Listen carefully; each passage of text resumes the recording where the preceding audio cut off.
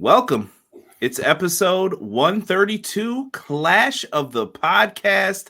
This is a special AEW Revolution review.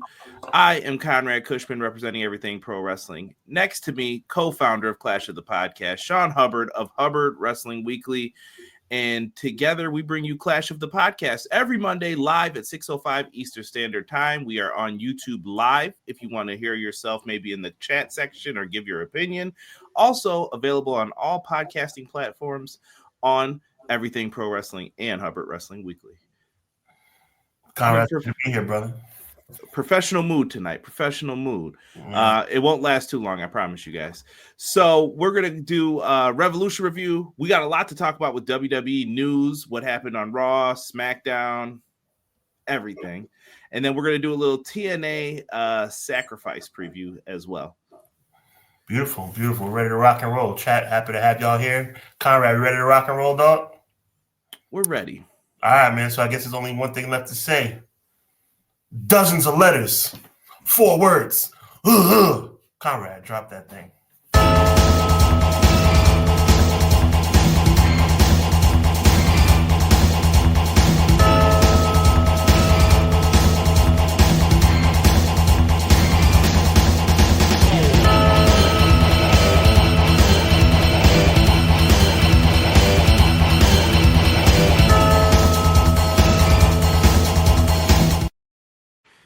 Welcome, everybody. Thank you guys so much for joining us.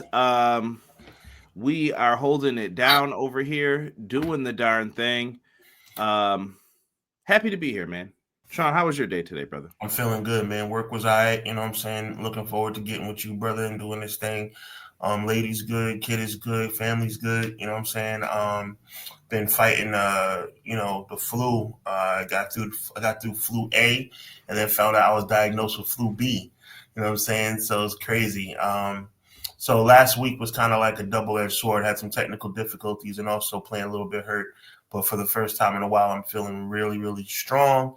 Let's pray that continues. I'm really on that right now. Feeling good. We got our shout-outs to get into. Clown in the house. What's good, Clown? Got to show my guy Clown some love. Cleasy, 1-3-Z, 4-tweezy. He says afternoon, everyone. What up, afternoon, Clown. Appreciate you. Quills is also in the house. Quilly, he says, what's up, Conrad, Sean, and chat? Your boy, Sir Quills, is back again to enjoy my 2 favorite bros, CJ and Hubs, for episode 132 of the best wrestling podcast out today. Clash of the By God podcast, #EPW, #HWW. Quilly goes on to say AEW Revolution 2025 was a very good and strong 9 out of 10 show. And Quilly is a strong, tough grader, so 9 out of 10 is pretty good, man. He definitely must have loved it. He says absolutely outstanding. With that being said, the main event towards the end just say less than to be desired. I think Quilly's breakdown is spot on, honestly. I agree with Quills as well. I think once me and you get into it a little bit more, I do have a little ease up, but I'll get into it once it's time. Ray Thompson says, happy Monday, guys. Hope everyone had a great weekend. Ray, I hope you had a great weekend. Hope wifey is feeling better. Revolution was a fantastic show. Gets an A from me, even with the terrible main event. Wow. Ray Thompson on the money as well. I think this is kind of a consensus, man. Yeah. Yeah, my favorite matches were the cage match and international title match, both fire, but so many other great matches as well. Appreciate it, man. Clown, RIP to Around the Horn. If I could tell a little funny story, that's what I kind of wanted this to be with me and Sean. Like, if you watch the Dynamite reviews every Wednesday after Dynamite, me and Derek go live. Me and Derek are more of a 2 buddies on the couch laughing, having a conversation. Me and Sean, I wanted more of a do-do-do. I don't know if I can even say those words, but like a Sports Center type vibe. Like we go back and forth. It's Stephen A. and Max Kellerman, for like people who don't know. Like I wanted that back and forth, that this is what I think. Well, this is what I think. And we can get into it, and we've done it before. And so yes, RIP to Around the Horn. ESPN, I don't know what we're doing, fam. And here we are 132 episodes later. Facts. Longer than 83 weeks, huh? Yes, sir. XG Dub says, what up, Clash fam? What's good, XG Dub? What up, X? Doug, another Monday, another clash. Conrad, Sean, chat, teach me. I'll be back later to watch you guys. Season's almost over. Give it to him one time. Look at him. He's teaching him how to Dougie. Teach him how to Dougie. Teach him how to Dougie. Hey. What up, everybody love me. M. Leezy Fo Sheezy says, hello, good evening, everyone. Hope you had a good weekend. Let's kick the week off with the two aces of our pro wrestling community. Yo, M. Leezy, we appreciate you on the social media side as well, man. Very helpful, very informative. We appreciate you, my G. I'm not going to lie. He had us liked and already up there before I could. 100. Good stuff, Matt. Appreciate you, bro. Deanna says, good evening. Deanna. Hi, Deanna. What up, though? Always value the ladies' opinion in the chat as well, Deanna and Jocelyn. I don't know if Jocelyn's here live right now with us, but always got to show them some love. They add some extra value to the show. No doubt. Go ahead. Leezy goes on to say AEW with another banger pay-per-view with 3 match of the year contenders. I think Hollywood Ending stole the show. You might be right, my guy. My guy, Joel. Yes, sir. Welcome to Monday. Yeah. I like it. I don't know.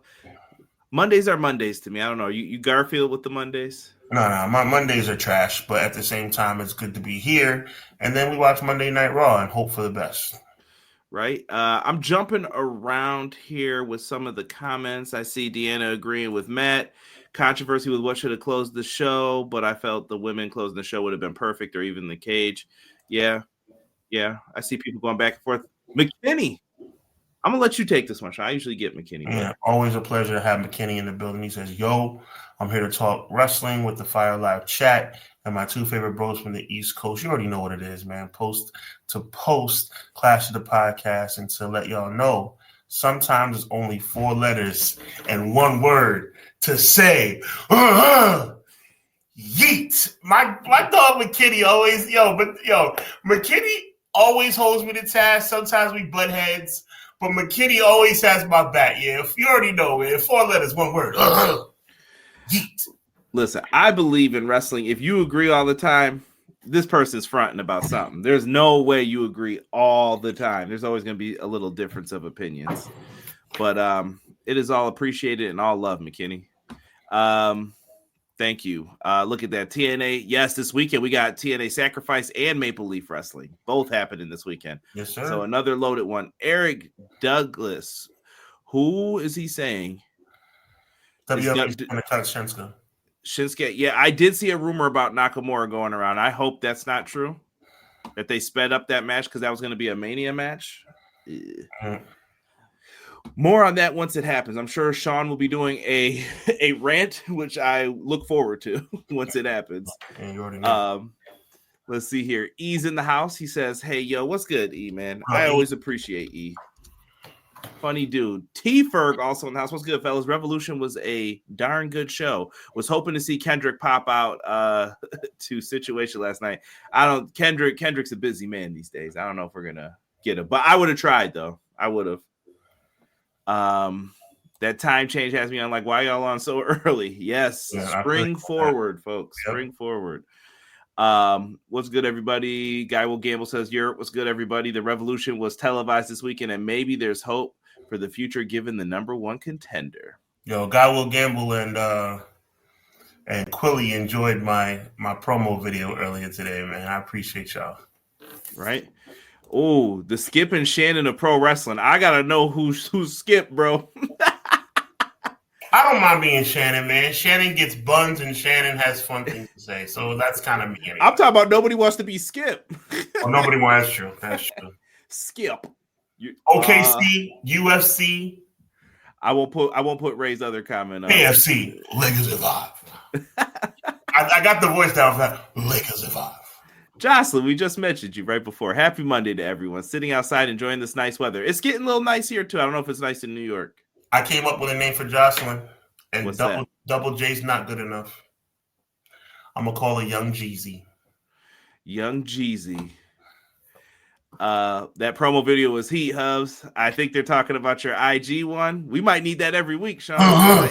You already know, man. I might have to use the company card, the Clash of the Podcast card, and put in the favor, man.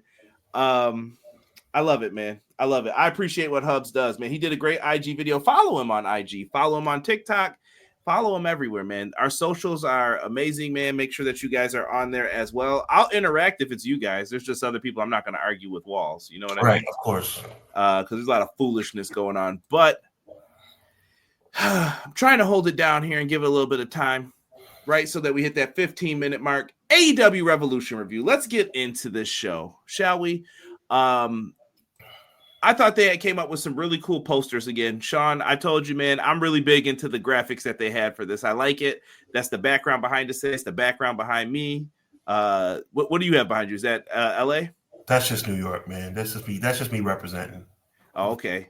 That's all right. We can represent New York. I would rather cheer for them in basketball anyway. Sorry, y'all. There you go. Sorry for our West Coast listeners. There you go. But I really love the posters that they did. Revolution felt like a big deal. I feel like this is their one pay-per-view where I'm like, I really don't think there's a Revolution that I'm like, I absolutely don't like this show. The other ones I could think of somewhere I'm like, I wasn't feeling that. I wasn't feeling that as much. But Revolution usually delivers. I don't know what it is about this show. Revolution has always come with heat. I don't know why, but yeah. I love this old-timey match graphic for the Hollywood ending. Really good. I thought it was a great promotion with the Queen of the Ring movie that's coming out. I'd like to try to go see that. I don't know if I'll have time to. I don't go to the movies as often as I like to these days, but I thought it was really cool. It was. I watched on Triller. I don't know if you watched on Triller TV as well, but they do have the pay-per-view pack if you missed it. Buy now, get the other one here for free with Revolution 2024. But I thought it was a lot of fun on Triller, man. I enjoyed it. I know there were some slight hiccups in the beginning, but they ironed those out really quickly. And we got right into a pre-show, man, that I thought was pretty good. I enjoyed it for what it was for a pre-show. You know what? Pre-shows are not supposed to be, the greatest matches of the night. They're supposed to whet your appetite, and I thought this did a good job. So we got Lee Johnson, Blake Christian versus Commander and Hologram. I forgot I took notes on all of this stuff. Look at me. I'm just freeballing here. So, yeah, this happened. I like the tag team of play. I like this tag team of Commander and Hologram, man. I thought they were really good. And I think you got something with Blake Christian and Lee Johnson. I know Lee Johnson teams with EJ, and they probably didn't want to beat EJ and Duca like I wouldn't want to either. Like, he's a talented brother. You might want to push him in the future, so don't have him get beat here. But I like Commander and Hologram as a tag team. I don't know if you felt the same about them, if you see potential in that team or what. I feel like they're testing the waters.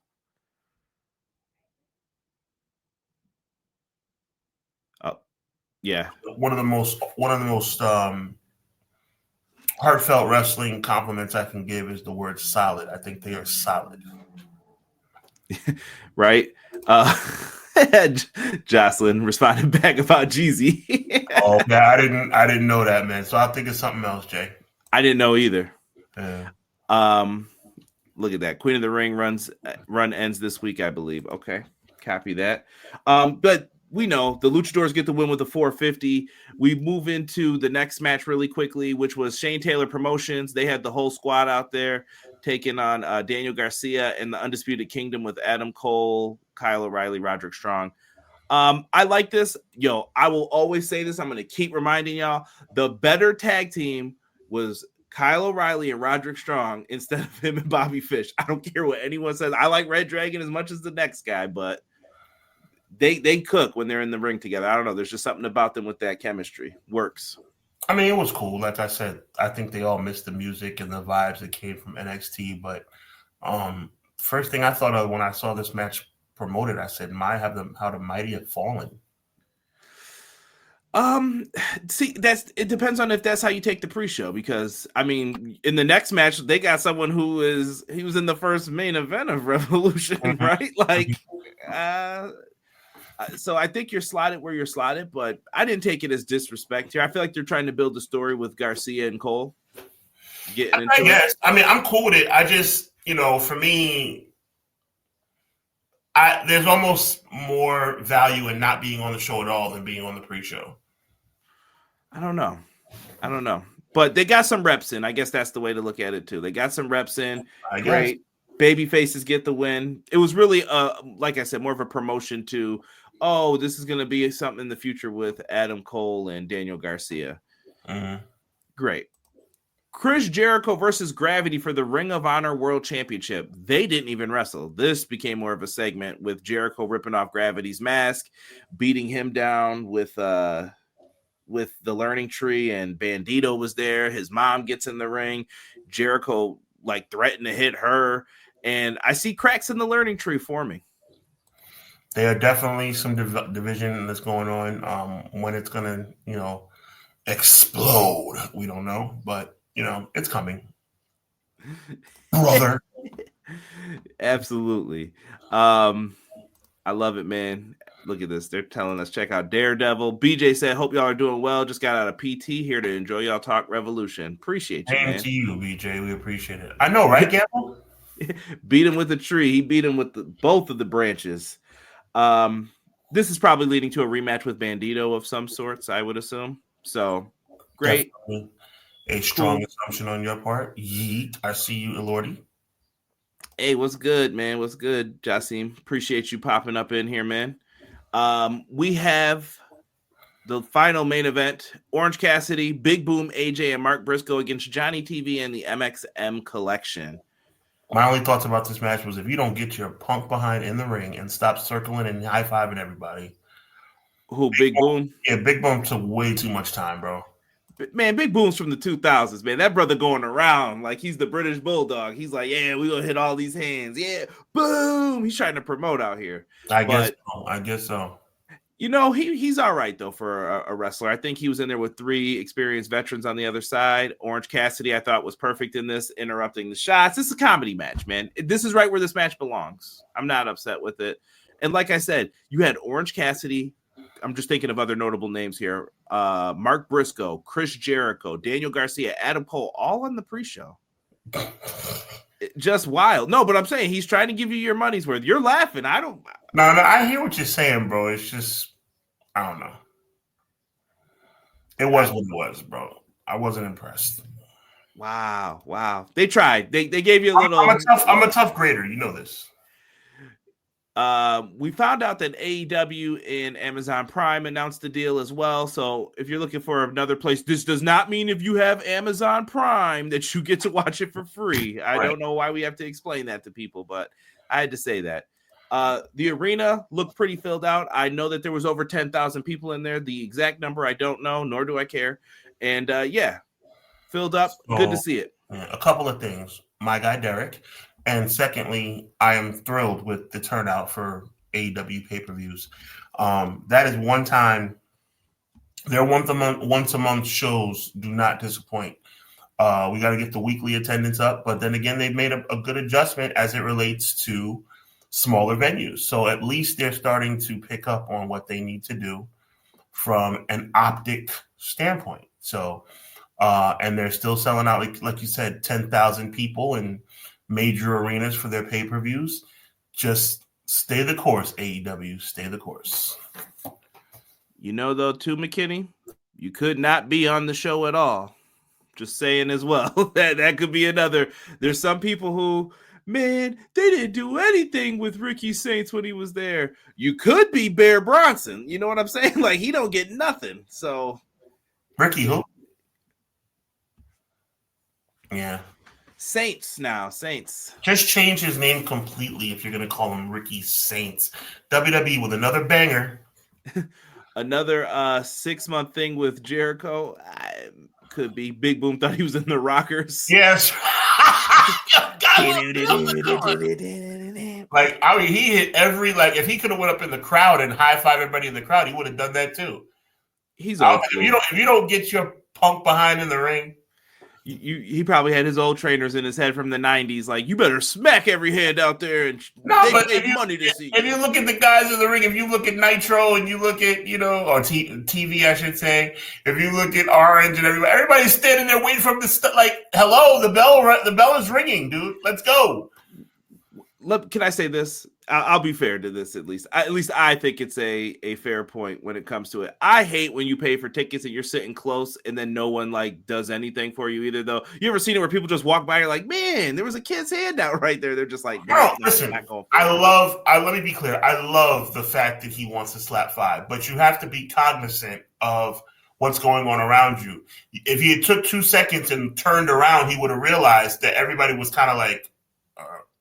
I'd even say who won that match real quick, too, before we get into the main card.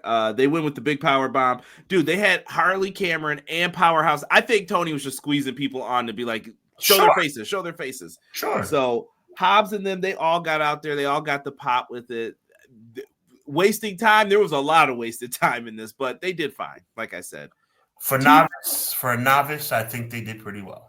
T. Ferg says, is ROH ever going to get a TV deal? So, supposedly, they've had one offered to them, but Tony said no. He said he didn't feel it was advantageous for them. So, I don't know what that means. Yeah, I'm the champ. Why am I on the pre-show? I'd rather not be on the show at all. That's what I just said. McKinney and I are on the same page with this. It's like, you might find yourself not on a lot of shows because they forget about you because there's a lot of talent. No, seriously, though. You're the TNT champion, which is essentially the second biggest title in the company, right?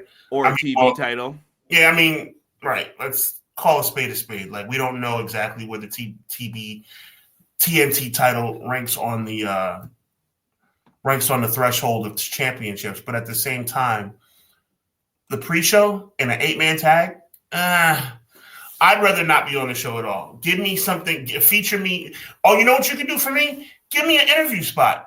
Why do we not have interview spots on AEW pay-per-views? They should do that. Give me interview spots and set up a match on Dynamite. You got to remember how old Tony is. He's about a little older than us. Do you remember the shows that we've talked about? We're here again at SummerSlam. Bro, if you cut to another interview, I'm going to lose my ever-loving mind. Okay. I'm sure he's got, like, bad, juju from, like, Tony Schiavone backstage here at SummerSlam with Ravishing Rick Rude. Rude, what did you think? All the ladies want to, and you're like, dude, get to the match now. Okay, fair enough. I mean, to me, I like the Mean Gene Okerlund position type interviews. Bring them outside. Bring them out, do an interview and have somebody jump them. They could. They did. I think someone got put in a headlock. Who was the guy from Stingray from Cobra Kai?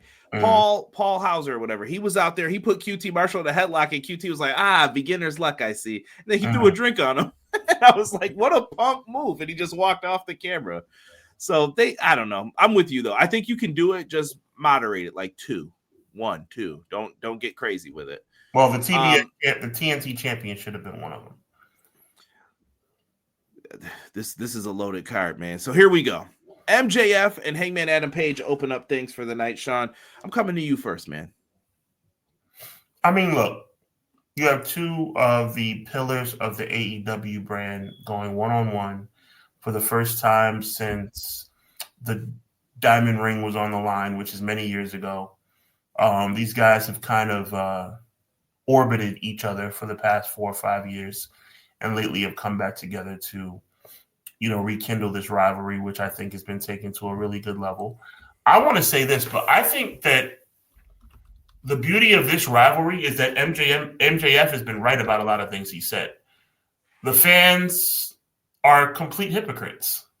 I love that. Run with that. Run with the fact that the fans are hypocrites. Run with the fact that if I, as MJF, would do the same thing that Hangman does, you guys boo me, yet Hangman does it, and you guys this guy burned a man's childhood house down. 2 months ago, 6 months, whatever it was, and now we're cheering him again. I'm cheering him again. It's like I feel like a hypocrite, but at the end of the day, you have 2 of the best AEW has ever produced. They tore the house down. I'm not really a big fan of the fact that Hangman tried the buckshot lariat so many times, but no matter what, it is what it is. I could do without MJF thrusting his man parts into another man's face. I think they kind of need to – no, I'm being serious. They kind of need to pull back a little bit on that. I don't know how comfortable I'd be if I was Hangman Adam Page, but I guess Adam Page is just being a professional. And I'm sure it was discussed before the match because something like that not being discussed before the match would lead to a real-life fight. Or an injury. Exactly. But either way, a strong showing by both guys. I thought the right man won. I am loving this rivalry, and I hope it continues at least one more pay-per-view. Yeah, these are dudes who get spit on, man. That's what I was thinking. Like, there's nothing worse than that. I know that they discuss it and all that stuff before, but there's nothing worse than dealing with something like that. Right. And it's part of the story to advance the stories. I get it. And MJF's a jerk, and jerks do stuff like that. Right. So when I watched this, I got a different vibe from it a little bit, which was Hangman. They kept using the term main character. He's like the main character of AEW, right? That's who we were building up from day one. You knew that from the beginning. Mm-hmm. MJF is their top heel, and I think he always has been. Like, he is viewed as like, yo, this dude is disgusting. He will torch you on the mic. He's really, really good. And the best part about his character is when he's not sure of himself. He knows he wanted the people to like him. I thought you didn't care if the people liked you. Mm-hmm. Why didn't you like me like you like him? And he doesn't understand that, and it makes his arch villain story even better. I thought this was great. I really, really like this. That nasty Angel's wings that he gave him from Daniels. I don't know what MJF was trying to do. Like, it looked like he tried to turn in the air or something, and it almost crushed his face. Yeah, I don't know if that's on him or what, but that looked nasty. And then, like you said, buckshot lariat for the win. I like it. Hangman gets the dub. I mean, again, phenomenal match. MJF and Hangman proved to the world who they are, which are two of the best in the world today. I just need it to continue to be quality television that comes from this. Yeah, I don't know where they go from here. Like, I don't know what's next for them. I think I have that question for a lot of people of what's next, what happens. Quill says 8 out of 10. Good match to start the show. Good in-ring psychology, mental manipulation, and most importantly, the right man won. And we cheer Swerve after he broke into Hangman's house. That's right. It's a good point. Also true. Swerve threatened Hangman's kid, and we cheer for him. Yeah. Did that ever happen? I don't remember that. He was in the room, remember, and he was like supposedly sleeping. I don't remember that. Swerve never did anything wrong. Here come the men in black. There you go. McKinney said 2 of my hated things in this match. In one match, I'm good. I'm sorry. Pile drivers alone, but on a chair, and you jump to 9 out of the 10 count. Yo, that's overused in all companies, the 9 count thing. Don't get me started. I hate that. Towers of Doom. I got a list of pet peeves in pro wrestling. Dear AEW, I'm tired of spit, felonious assault weapons. How you gonna get heat, brother? I'm gonna keep telling people stuff that I tell people every day with wrestling. How do you want them to get heat? MJF shtick is lame. If he says something that's too far, you get mad at him. So how's he supposed to be a heel?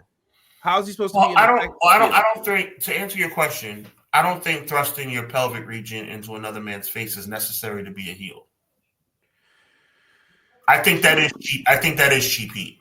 I think, we talked about this on the air, and we talked about this off the air. I think MJF is a tremendous talent, but I don't think you need to, like, I don't know how to say it, so I'm just gonna like kind of mime it. You don't need to go like that on people, and you don't need to spit on people, and you don't need to thrust your pelvic region into your opponent's face, and you don't have to, like, there's heel and then there's obnoxious. Like, MJF is obnoxious, and he doesn't need to be. He's very good. Does that make any sense? No, because I hear him being criticized oppositely now. Oh, okay. Well, everything's low-hanging fruit with him. And I'll say this, if it happened on Mondays or Fridays, I think in another company, it would be received differently. I'm just saying how I feel. I don't, and I know I'm talking about one specific action, but maybe that's because that one specific action, as a man, it really rubbed me the wrong way. You thrusting your pelvic region into another man's face is not cool. I don't care what program you're on. But I think Hangman could have said no if that was. And he should have. I'm surprised that Hangman with a wife and kid at home would allow himself to be subjected to that. See, to me, there are things that you can go too far. There are things where you can go too far. My fiance, who is a complete novice in the world of wrestling, was like, "Yo, was that necessary?" That's an authentic non-wrestling fans reaction.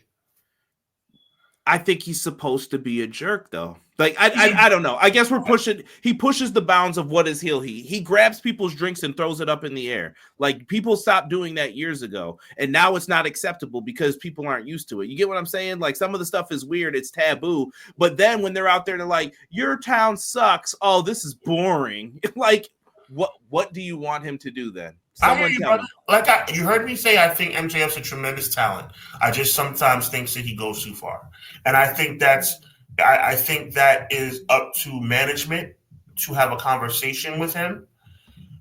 It's just unnecessary. It's unnecessary. MJF can talk anybody in or out of a building. You do not need to do disgusting things. And I'm talking about literal. I'm not talking about Hangman burning down Swerve Strickland's house. That's a storyline angle that gave me chills, but it didn't make me like, oh, that was too far. It's wrestling. Throwing a drink on taking a drink out of a kid's hand and throwing it on him is not necessary. Like, how does that enhance the story? Oh, it enhances the fact that you're a jerk. Okay, mission accomplished. Really? I mean, like I said, I will agree to disagree on this. We'll have to circle back to this one. Yeah, no what problem. Makes a heel and what happens with a heel. And maybe I am being unfair, but I don't think I'm being unfair because I'm saying that I think MJF is a tremendous talent. My issue is he goes for low hanging fruit. Everybody is not going to go out there and do the Miz. I'm sorry to say that to people. Like, you're not going to go out there and just do this basic crap and think it's going to get you over. It's not going to work. Let me ask you this question, then we'll move on. Do you think that it's good business for MJF to act the way he does during autograph signings? Yes. Okay, well, let me tell you did you know that I bared witness to it? No, I have been a person in it. Yes.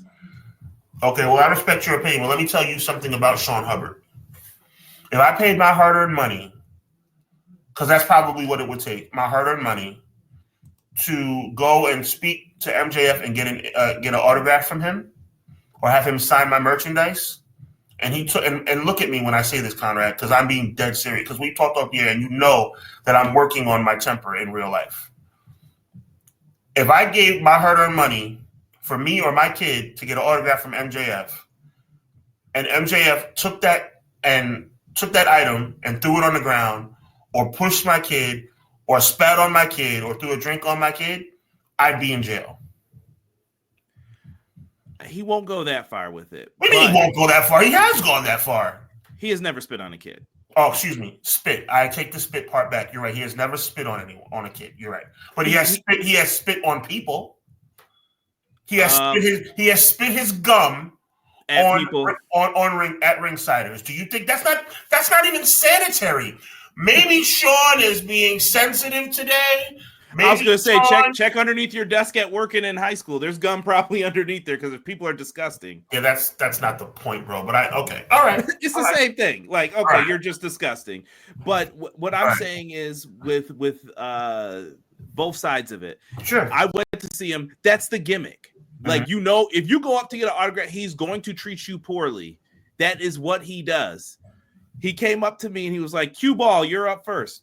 Honest, true story. Derek will tell you. He was right there. He's like, Cue Ball, you're up first. And I came up and I had an AEW shirt on. And I said, MJF, do you know who you're talking to? And he was like, no. And I was like, this is the guy you insulted online with the podcast. He was like, oh, hey, buddy, I'm sorry about that. Right. Hey, how's it going? Right. And then he basically played it off very well. And I was the first person in line. He was like, look, I don't have any change, kid. I'm wearing wrestling trunks. He was like, how about this? Instead of $15 for the 3 pictures and the autograph, I'll give you an extra one for the 20 and I keep the change. I was like, deal. Sounds good, brother. He took the pictures. He's putting his middle finger up. He's doing all the stuff that and it's part of the gimmick.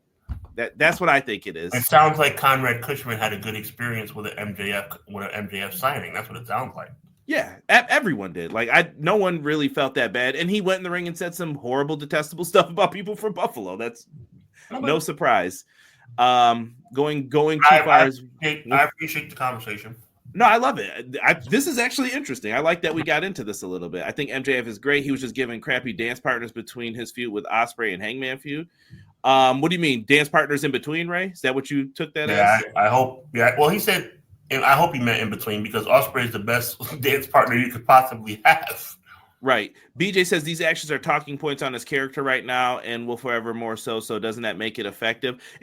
True. I hear what you're saying. I get where you're going, BJ. I get it.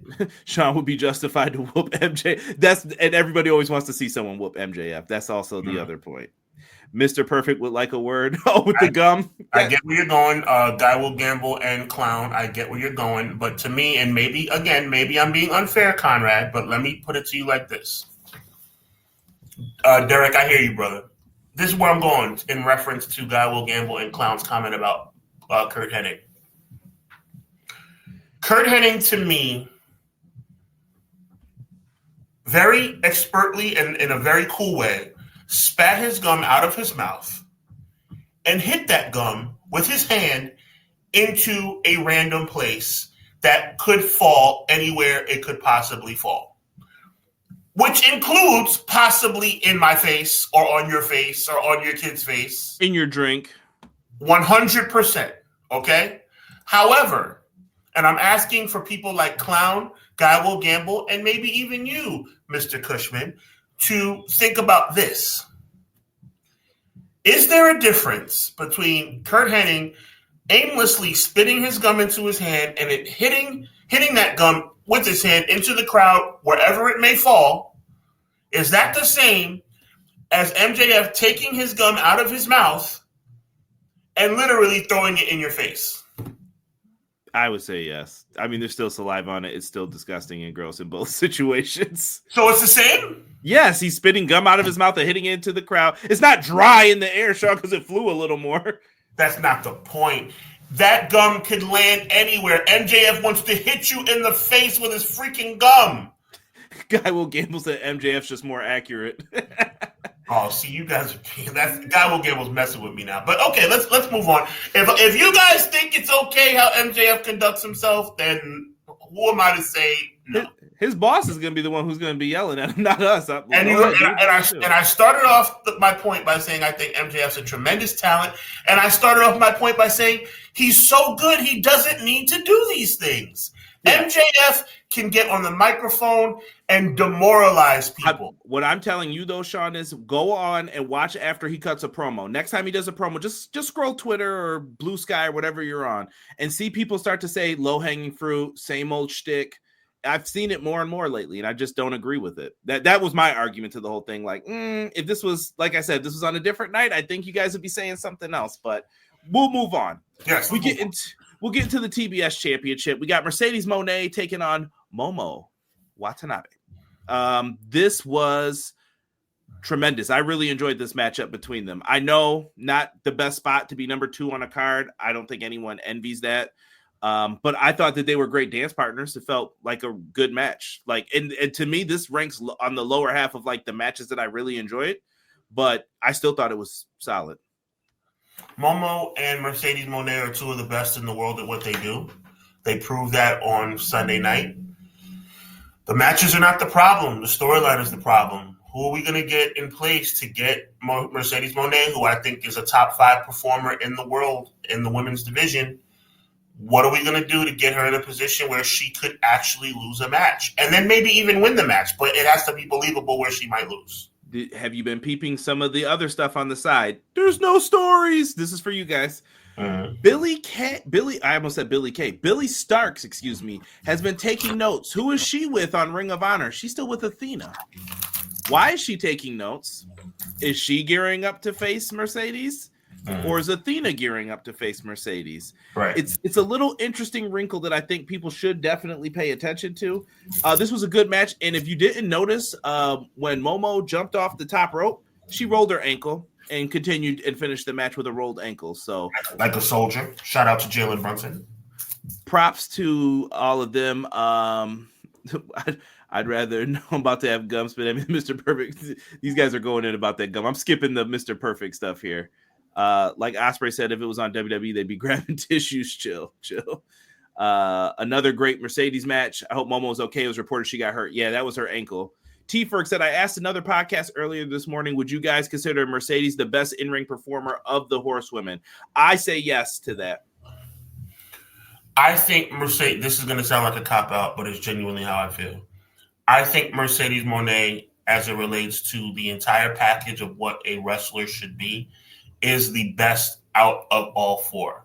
However, if you break it down into sections, in-ring performance being the best, I reluctantly have to say who I don't want to say. Charlotte? Charlotte's really good in the ring. I don't like Charlotte. You know I don't like Charlotte. Everybody knows I don't like Charlotte. And Charlotte's personality and character makes me want to throw up every single week. But Charlotte is the best in-ring performer out of all four. Mercedes, if I had a number one draft pick from the women's division out of any wrestler in the world, it would be Mercedes Moné. But if you ask me who the best in-ring performer is out of those four, I would have to say Charlotte.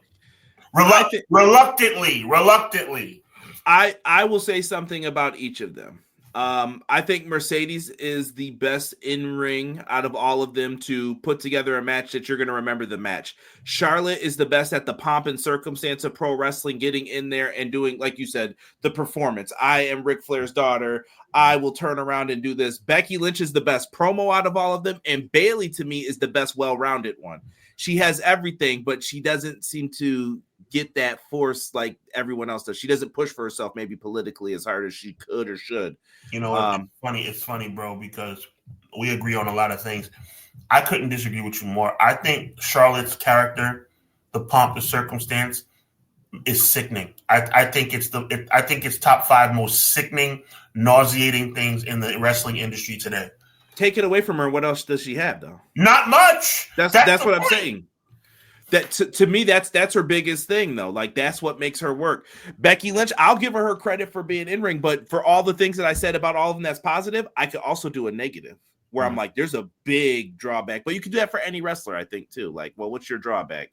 You don't do this as well. I think the most important thing, and I'll ask this question to you as well, and I'll ask the question to the chat.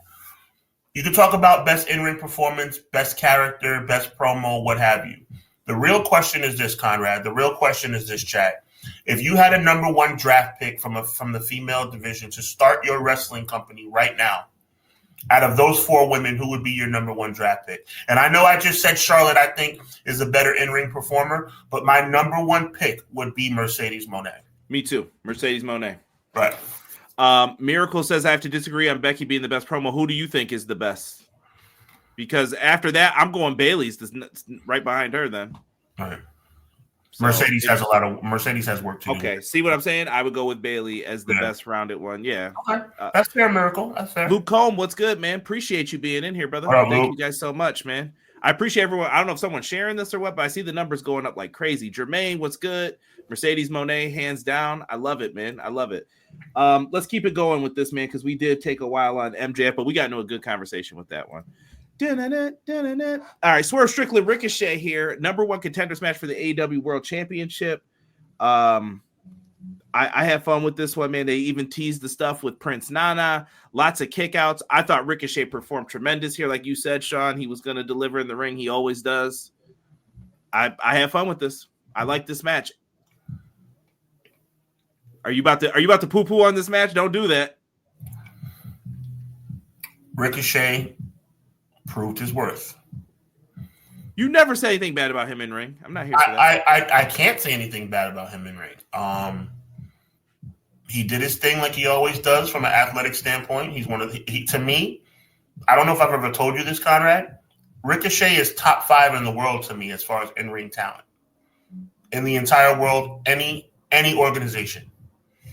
Promos, we have to have another conversation. But last night, he did his thing. Last night, Swerve did his thing. The right man won, and I'm super excited about Swerve being the number one contender. And I want to discuss something real quick, 3 minutes or less. Similar to the reason why I like Jey Uso, Swerve is right there on the same level. I love what guys like Swerve, Jey Uso, and others are doing for the culture.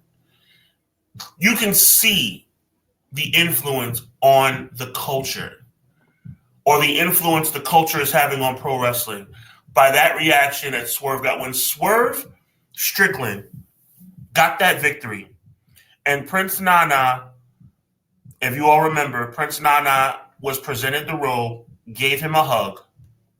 The crowd responded with clapping. It was a feel-good moment. And then almost on a dime, Prince Nana, like the wonderful character that he is, stopped the hug and started doing his dance.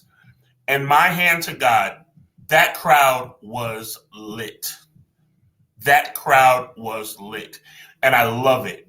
Hip hop, urban culture, hip hop culture, no matter whatever way you want to, it's having a major effect on the world of professional wrestling.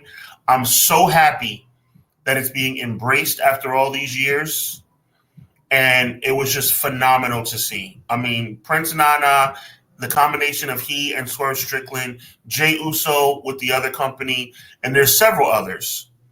But to see, and I wasn't even going here, but ironically, the two number one contenders for the world championships on both companies are just doing it big for the culture, and I love it. Yeah, I love it. I don't have anything else to add to it. T-Ferg said this match had big field atmosphere. Someone needs to tell Leslie Jones that this is entertainment. I thought she was going to rush the ring. They had a lot of Hollywood people outside, man. I thought that was really cool being in LA as well, that they had wrestling fans out there. They looked like they were just enjoying the show. Yep. I thought that was really cool. McKinney agrees. Yeah, man. I love it. I love it. Swerve ends up getting the victory here. Nana gets his robe back. And I love afterwards that Swerve got down on his knee and was like, Nana, this is for you, dog. Yep. And it put Nana on a higher level too. Like it made me feel really good about that. Getting into this one, Brody King, Okada. I don't have much to say about this. This was a solid match. If you like the big New Japan style match, they gave it to you in a small form. And I think that these guys knew, we don't have a lot of time. Rainmaker, Okada's on his way to All In. Like, I don't know what to tell y'all. Besides that, like, that's what's going down. It felt rushed. Brody King deserves better, but we all knew what the result was going to be. Yeah. I mean, listen, once again, it could have been someone else in the spot that probably shouldn't be losing. That's the champion. Brody King's going to be fine. I think his partner's injured, and they were like, here, you want a match? Got a match for you. It makes sense storyline-wise. Your partner's got beat by him. Now you're going to go after him. Right. We go into the tag match. Now, this is one I disagreed with a lot of people on. Some people said they didn't like this. I thought it was fine. They thought that the Hurt Syndicate should have squashed them. And I'm like, I don't pay for pay-per-views for squashes like that. But I did like that they kept the action quick. I think they knew after you had MJF and Hangman, Mercedes and Momo, Swerve and Ricochet, we got to get out here, get our stuff, and get out, bro, because they're going to get tired. Let these people recharge up because the second half of the show is going to be phenomenal. So Hurt Syndicate win, man. I thought Shelton looked great in this match again. How many matches were on this card? 10? 10. I believe, and you can hold me to task either during the show or 13, after. 13, with pre-show, so there might have been 11. Okay. You can hold me to task. I think I was like 95% or whatever it is where I got one wrong. I think I killed it when it came to predictions on the show. I could be wrong, but I think so. One that I got wrong was this match, and I'll tell you something. I said it from the start. I love the Hurt Syndicate, but I just had a feeling that an upset might happen. No. The Hurt Syndicate came out there and took care of business, and it wasn't even close. My question now is what happens to the challengers? I hope they don't end up just falling right off the side of the earth, because that was a squash, in my opinion. I won't say they got squashed. They got some good offense, and they still got to do their stuff. I just think that it was one of those, like, did you miss the chance with giving them the titles, or do you think they're too much of a joke to give them the titles? That's where I'm at with it. Like, well, let me say it like this. Let me counterpoint your point. It was in the squash family. It was in the vicinity of a squash. Yeah, just a level above. Yeah. But their tag team is like the Bushwhackers. Like, I don't know how else to describe it to people to where I'm like, okay. Let me ask you this. If you could go back in time and it's Young Bucks are going to drop the tag belts, who are you picking? Private Party or the Outrunners? I think Tony went with, they've been here longer with me. I'm giving it to them. I would go Private Party because they deserved it. Yeah, so Outrunners, I don't know if they've lost steam yet to people. If they still get the reactions and you guys cheer them, I'm sure they'll get the tag titles eventually. The next time they're on television, I think we'll tell the story. Let's see here. We got Quills giving 8.5 to Swerve and Ricochet. Okada King 7.5. Decent match. Yeah, listen, there's nothing wrong with knowing Okada's going to retain. E said put some respect on Okada, please. I love Okada. I just think it's a short on clothesline.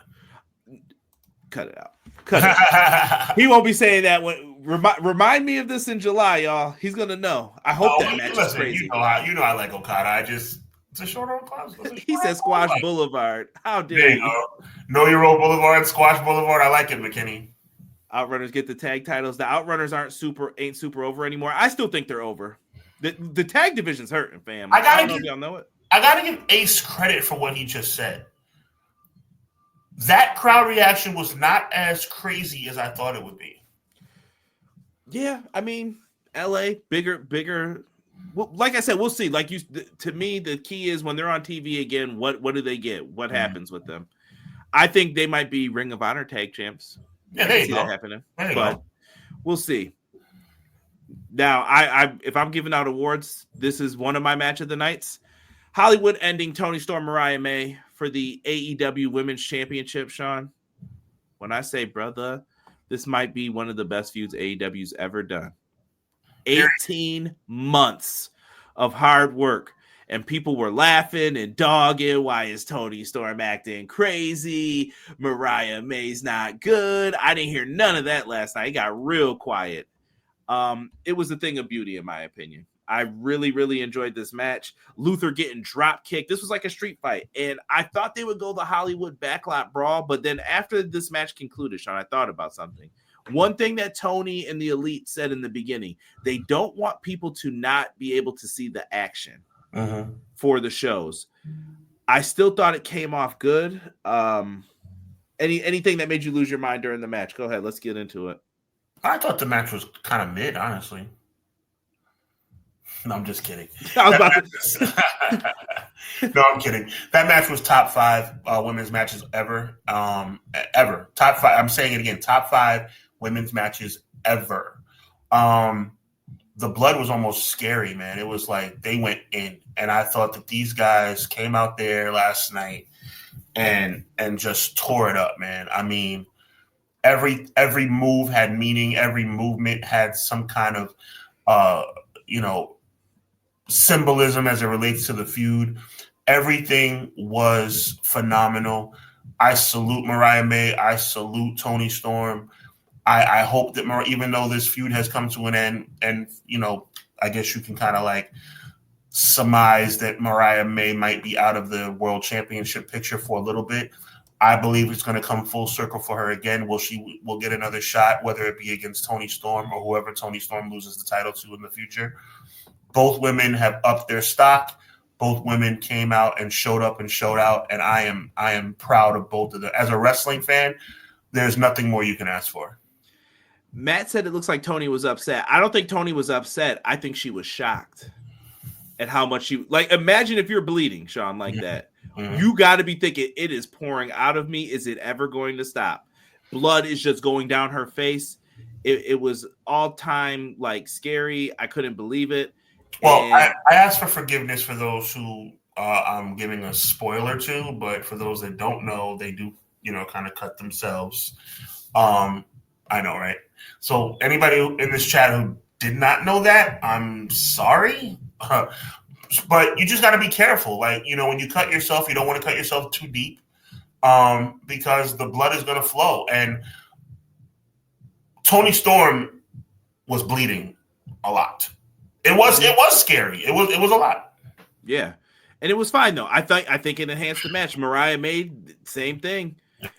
I love the spot with the glass where they pull out they went kickboxer on us. What was that? Was that the movie with Rob Van, or I almost said Rob Van Dam, Jean-Claude Van Damme? Jean-Claude Van Damme, yeah.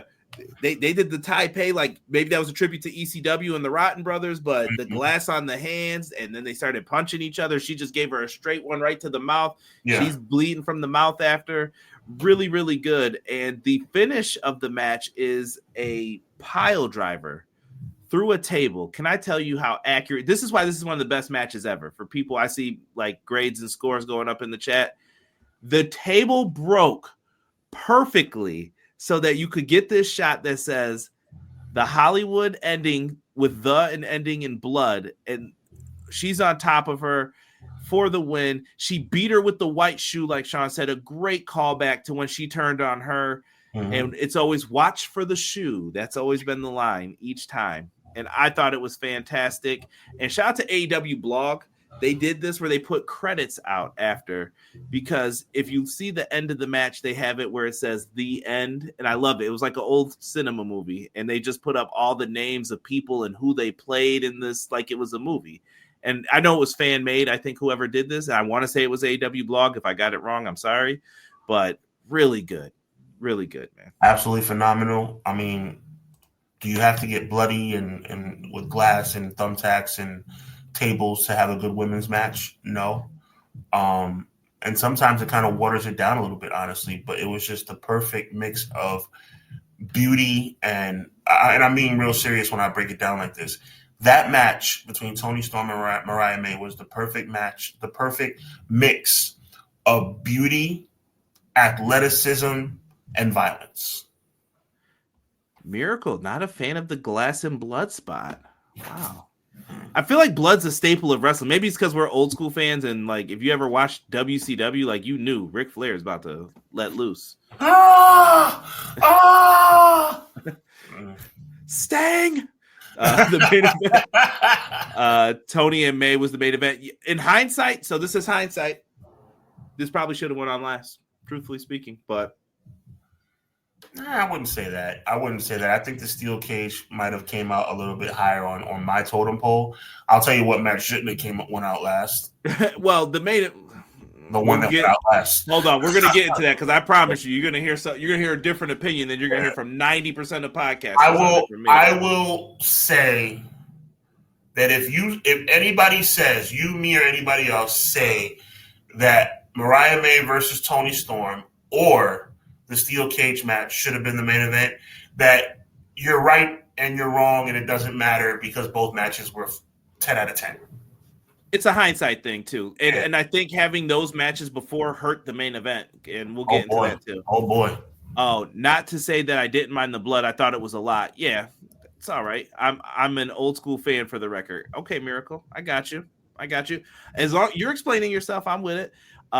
Derek says that he still has Britt and Thunder as number 1, and this is number 2. I might flip flop those now, for me, but really good. The only reason I like where Derek's going, but the reason why I would disagree and put Mariah May versus Toni Storm number 1 is not just because of what we saw last night, which was a 5-star match, but taking into consideration the storyline that got us here. Big factoids. Let's get into this next one. This one was a pure wrestling match.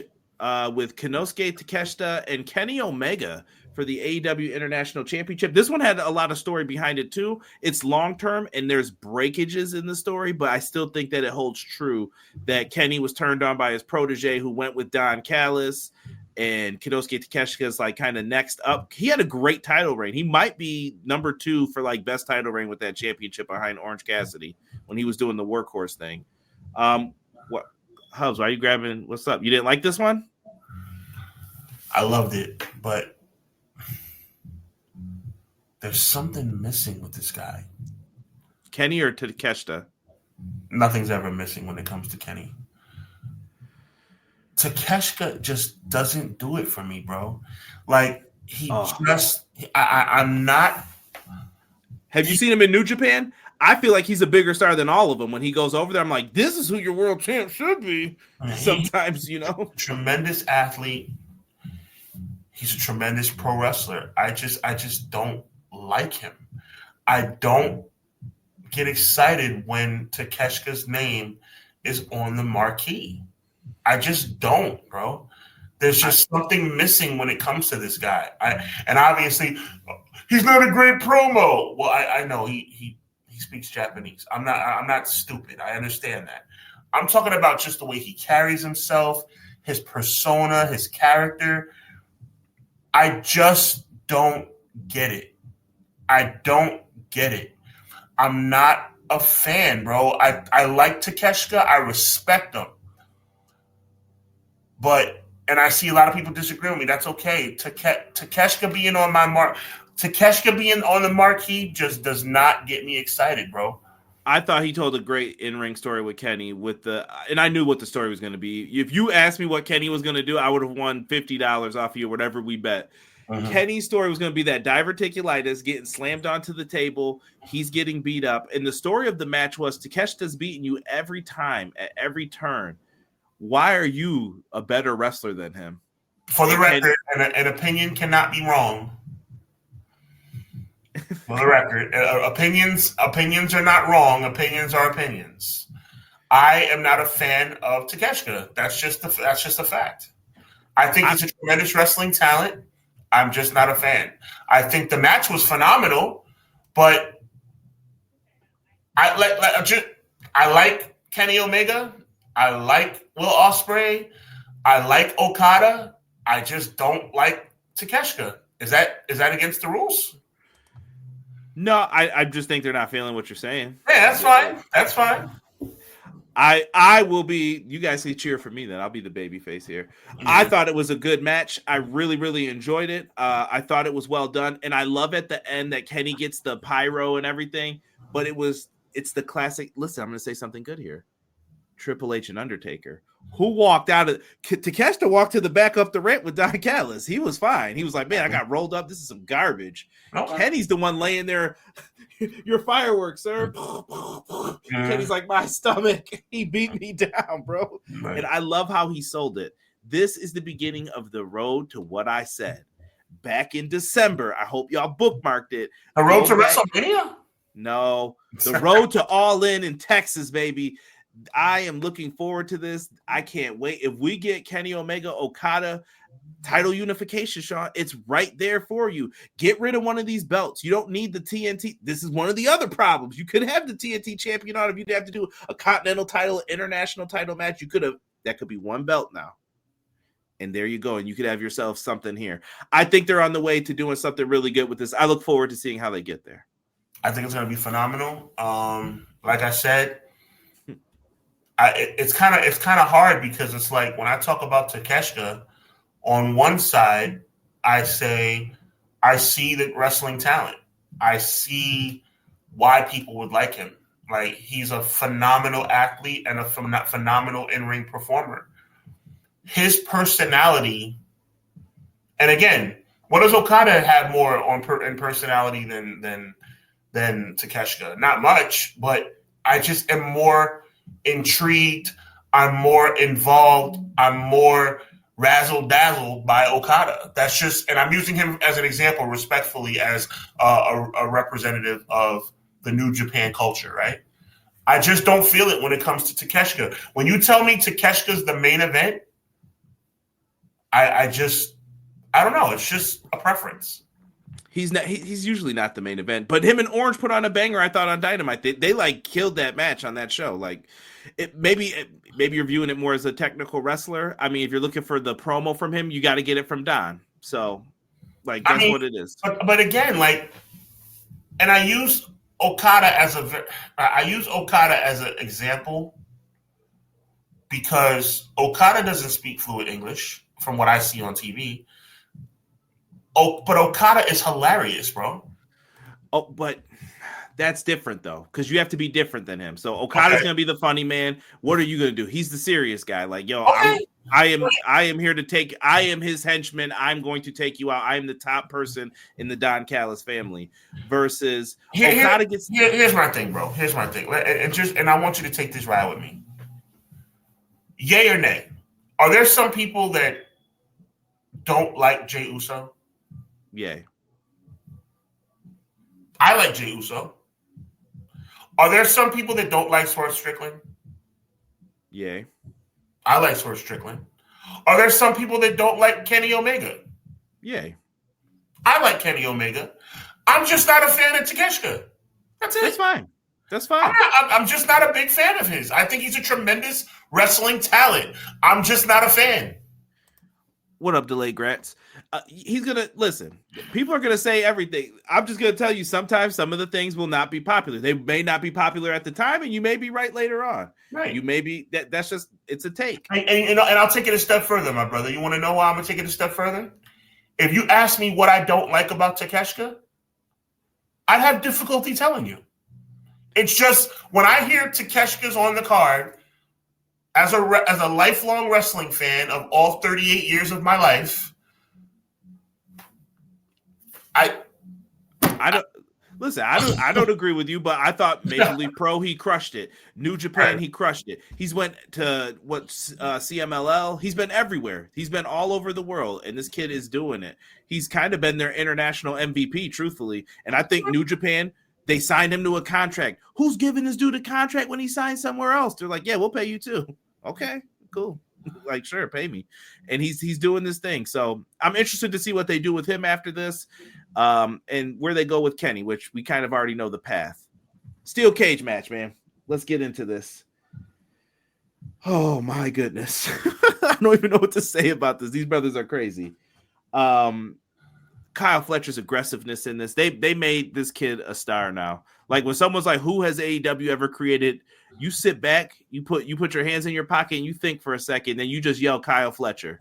Who did AEW ever make? Kyle freaking Fletcher. He is an amazing.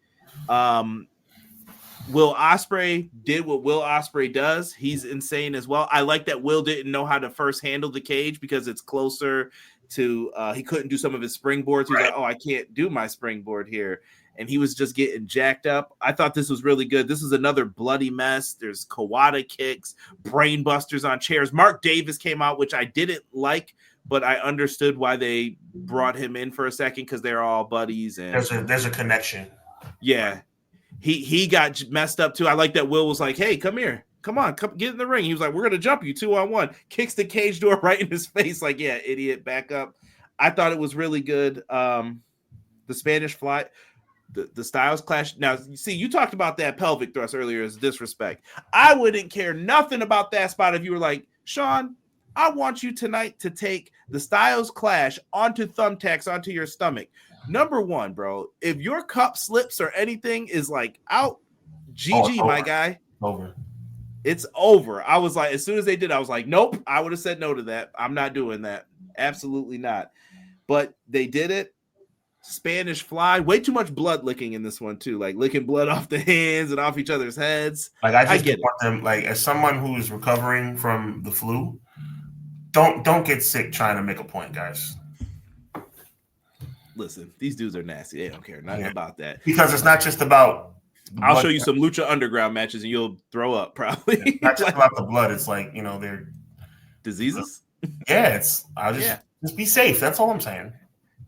So Uncle Hubbs is just trying to keep people safe out here. That's all. That Spanish Fly off the top of the cage, crazy. I hope they're all right after that. I couldn't tell if Will was just selling or the limp was all right. I heard he was all right, but man, insane spot, man. Your thoughts on this? Another match of the night. Like I said, co-match of the night for me.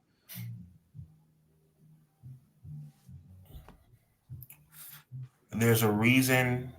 I'm going to say this very slow and very passionately because that's how I feel. There's a reason why I said that Toni Storm and Mariah May was not the match of the night, even though it was one of the most phenomenal matches I've ever seen. Do you know why? Because you can't be match of the night when the match of the year was on the same card. Ooh. Hold on, let me hit BJ's real. So elevated. Whoa. That's where I'm at with it. My friend Conrad, chat, Mariah May and Toni Storm put on a match for the ages. But unfortunately, you can't be match of the night when the match of the year is on the same card. Fletcher and Ospreay in the steel cage was undoubtedly and undeniably the best match of 2025 thus far. That is my front runner for match of the year right now. Not much needs to be said. Ospreay and Fletcher showed the world what classic, amazing athleticism, violence, and cinema, I'm sorry, bro. I'm sorry, is all about. That match was the best match I've seen in 2025. Period. It was absolutely amazing. Let me see here. Quill said 10 out of 10 for him. I agree it was a great match. Did anyone catch Ospreay's post-match interview? He wants the ball and said he wants to be the face of AEW. I don't listen. I I think before we get to the main event, I think you know who the people who need to be on top are now. It wasn't an accident. It wasn't a game. They're showing you that they want it. It's Swerve. It's Ospreay. It's Fletcher. These are the guys who I think you need to get in the mix. It's probably Kenosuke. It's Kenny. It's a mixture of all these guys, man. Let them go out there and show. You want to be the main event? Prove it to me.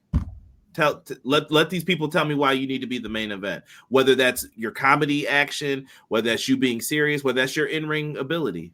Do it. Show it. Kyle Fletcher was elevated last night. He's been elevated. Listen, this was supposed to be a run because his tag partner got injured. Yo, bro, you gotta address McKinney because I think he has a legitimate question for you. So the blood licking is where you draw the line, but the spit in the face is he. No, I don't care about the blood licking. I just think every time I see it, it's kind of like, ugh, God, why are you doing that? Well, I think I don't want to put words in McKinney's mouth, but I think what McKinney is saying is, why is the spitting not making you go, ugh? What, spitting on people? We didn't talk about spitting on people. We talked about spitting gum. Gum. Okay. Like I said, gum's underneath the desk in your high school. It's probably underneath your desk at work if you look hard enough because people are nasty. I said that from the beginning. Cut it out. Don't be trying to play me. Now look at here. I'm telling you that the blood is fine. I watched Pentagon stick a fork into the first guy I ever interviewed into his head and lick the fork out of a lunchbox. It doesn't bother me. Okay. Yeah. Watch Lucha Underground. Good show. He ran from the grind. Cut it out, E. Cut it out. I don't get it, but okay. Roman's going to be on Raw tonight. Uh-oh. Theatrics. Much better word, Quills. Much better word. Cinema. So overused. Main event time. People might get mad at me for this. Jon Moxley, Adam Copeland. Listen, there was a ref bump. Yuta came out and helped Mox because he's in some trance. Jay White came out to help. He accidentally clocked Cope with the briefcase. Down he went. Here comes Christian. Christian goes to cash in, and he fails. And the wrestling internet exploded.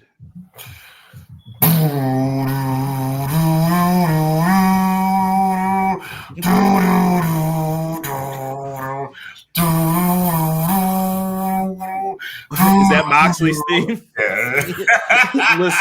Listen. I'm gonna keep it a buck here, Sean. Sean, do you have to rant about this really quick? I know we gotta try to keep this short. No ranting. It was a halfway decent match with the potential for a really good ending, and it was a disappointing ending instead. They were in a crappy spot, number one. Number two, I want people to pay attention to things that are said outside, and I try to link things. Tony Khan said he took more of the creative reins recently with some of the stuff, which maybe he's just taking credit for it. You could say that, granted, whatever, that I own it. I'm making the calls. That's what happens. Now he's either going to eat all of it or he's going to eat none of it. Now we've heard other people have been in charge of stuff that he said, I've given some people some free reign that maybe I had to reel it back a little, like too much of this. And I don't like it. So, and I respect it. He's running 2 or 3 different businesses at the same time or helping run them. It's a lot. Why is Conrad not as mad as others are about this? I get it. I think it was garbage too. Like if you were like, was this a good match? But we all went into this knowing that. Before you finish, I just want to throw a theory out there that I'm giving the whole show to you. Is it because Swerve jumped him at the end that you're okay? Is it because Swerve jumped Mox at the end is why you're okay right now? Yes, I'm going to tell you exactly why in 1 second with it. Hold on. What? Nah, fam started with us talking about spit is too much. I never said spit is too much. Did I say that? You did. Well, I'm saying, listen, Conrad personally doesn't like getting spit on. Conrad, the wrestler, would probably be okay with it because you have to tell a story with your body. So if someone's going to groin bump me in the face, I don't care. Like, whatever, dude. All right, if that's going to get heat, do what you got to do. But I'm going to suggest a spot, then I'm going to get my spot back in. Okay. That's pro wrestling. All right. Boo, trash. All right. Getting back into this. Look at Conrad. I never seen you. Got a little jazz right there. Bro. No. Listen, I'm trying not to cuss because, I'll start cussing up a storm up in here. I don't care. Sean's the nice guy. Remember that. I'll be the bad guy. So getting into this match because I saw all these reactions. This is the worst show. I can't believe it. Thumbs down. Anybody who says it was the worst show was overreacting. I'm gonna send you a text message right No, now. I believe you. I believe you. I'm just saying. I want you to see. I just want you to see the picture. Yeah, anybody who says because of that main event it was the worst show, that's they were overreacting because that was a great show. Now let me say this. Did the main event take the show from being an A to an A minus? Yes. I would say it took it to an A. It could have been an A plus. Okay. You can check your messenger, what I just sent you last night. Tell me if I'm bugging. Tell me if I'm bugging about that. And that was real. That was a real thread on what people rated the show. Now, going into this, you could say like, oh, why did they do that? Number one, it links multiple things. All right. McKinney, I want you to remember that point too about spit, because I'm going to always come back to that. Conrad doesn't like spit. I would hate to get spit on, but I would do it for storyline purposes in pro wrestling. Going back to this, Revolution, you were trying to figure out what to do. You had Jay White there. Could you have had Jay White sign the contract and have him win? Sure, but you're taking a massive risk. Is he ready to do that? Is that the spot? What are you going to do with him after? Did you put the belt on Cope? Would you have done that? Was that the move? Christian has been cowardly for how many weeks now, Sean, where he's watching his team get jumped, the patriarchy, and he runs out. He sees them getting jumped in the ring. He saw them getting choked out by Samoa Joe and Hook, and he was like, nah, I ain't going to do nothing about that. Right. Weak, bro. So then when he gets into the ring when it's time to cash in and Moxley catches him in a choke, you expect him to do something? Nah, fam. Nah. Christian's been weak for a while. Him hitting Edge in the head with the contract, this is going to link them back together. This solved multiple problems. Number one, AEW should never do a Money in the Bank style gimmick again. It's awful. It doesn't work for your company. WWE does that. That's their thing. Let them do that. I personally don't like it. Agreed. I think it's tired as well, but that's just me. You can hate me and get mad at me later for that. This wasn't as bad as people thought it was. And then what made me not as worried, Moxley wins, boo, boo, boo. We're all mad about it. You had the opportunity here to then tell yourself a great story here, which is Swerve comes out. Nana stops him when he's walking up, and he's like, no, you got Swerve coming up. And Swerve is standing on top of a ledge like Batman. Swerve jumps down and hits the Swerve stomp on the Moxley. He knew that this wasn't going to be the best ending, so he had Swerve out there to hype up their match for Dynasty now. Now I'm going to ask the chat something. Do they need to make that move right away? Do they need to put the belt on Swerve? I say yes. I say they do it right away, and they give them that.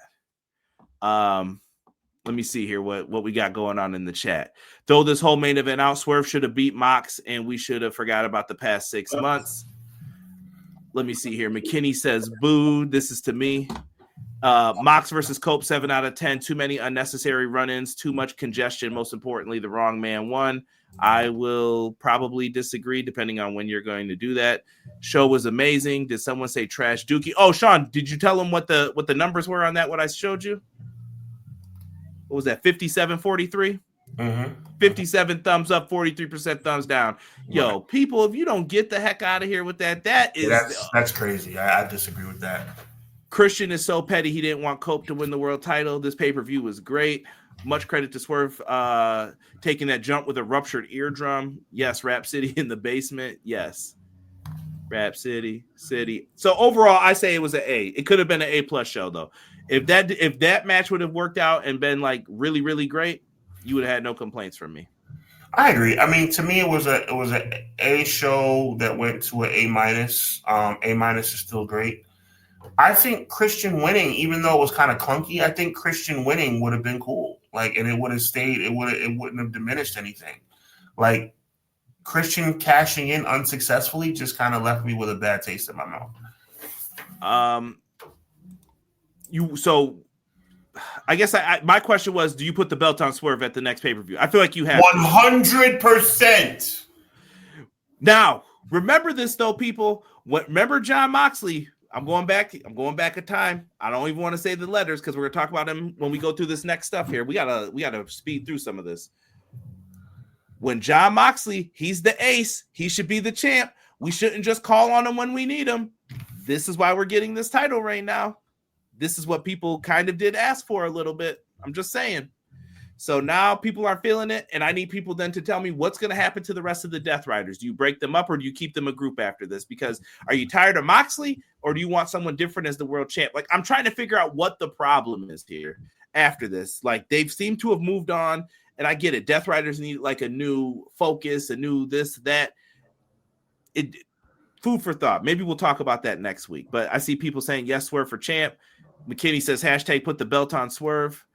Do the title switch. Only issue is so Swerve is going to face Hangman or Ospreay at All In. What do you do then? Good question, Emily Z. We'll see. We'll see. We're going to move on from that. Speaking of things, don't forget Double or Nothing's happening Sunday, May 25th in Glensdale, Arizona. That was announced a little bit ago. But NXT Battleground's also happening that night. So ridiculous. So ridiculous. And don't forget, Saturday night's main event will be happening the same night as All In. Yeah. Just Kawinky Dinks, folks. Just Kawinky Dinks. They make me so sick, bro. Yeah. Yeah, y'all remember that next time we talk about your favorite company and we're saying something about them. Stop doing that. This is petty at this point. It's like it's complete bullcrap is what it is. It's sad what they're doing. I just wanted to highlight that WWE 2K25 came out so that people can't say we're unfair. Currently playing the game. Are you enjoying it, Sean? Not gonna cap. A lot of fun. DLC came out. It was all announced here. Very interesting. Happy that we're getting like a little Attitude Era pack. Here's everybody we're getting for people who don't know. I'm excited for pack 1. That looks cool. Some celebrity's going to be in it. Whoever did Duncan Destruction pack, I'm happy we're getting Abyss, but the rest of them you should be fired for more than likely. Great Khali and 3 NBA stars.